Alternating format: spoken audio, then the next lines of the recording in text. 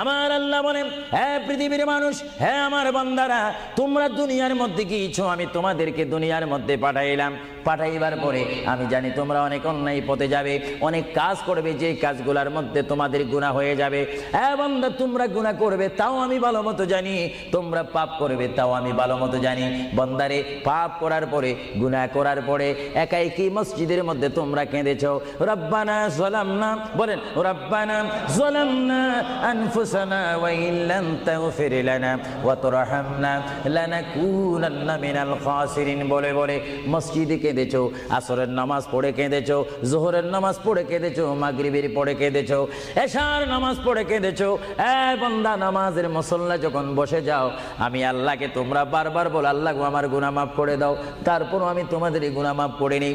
তারপরও তোমরা নিশি রাত্রে, মানুষ যখন ঘুমে যায়, তোমার বিবি যখন ঘুম যায়, তোমার ছেলে যখন ঘুম যায়, তুমি নিশি রাত্রে ঠান্ডা পানি দিয়ে ওযু বানিয়ে নামাজের মুসল্লায় বসে তুমি আবার যখন ডাক দাও, রব্বুল আলামিন, পৃথিবীর কোনো মানুষ আমার গুনাহ সম্পর্কে জানে না, তুমি আমার গুনাহ সম্পর্কে জানো।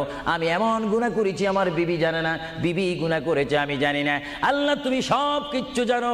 হে আমার প্রভু, তুমি আমাকে মাফ করে দাও। আমার আল্লাহ বলে, তারপরও যদি তোমাদেরকে আমি মাফ না করি, তারপরও বান্দা, তোমরা আমার রহমতের দরজা থেকে ফিরে যাইও না।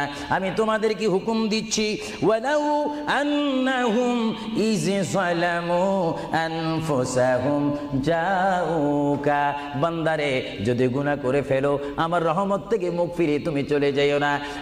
বান্দা, আকাশ পরিমাণ যদি গুনাহ করো, পাতাল পরিমাণ যদি গুনাহ করো, সাগরের পানি পরিমাণ যদি গুনাহ করো, পাহাড় তুলনায় যদি তুমি গুনাহ করো, আমার দরবার থেকে তুমি নিরাশ হইও না। বান্দা, আমি তোমাকে একটি রাস্তা বাতাই দিচ্ছি, একটি পথ তোমাকে আমি দেখাই দিচ্ছি। সেই পথটি কোন পথ তোমরা জানো?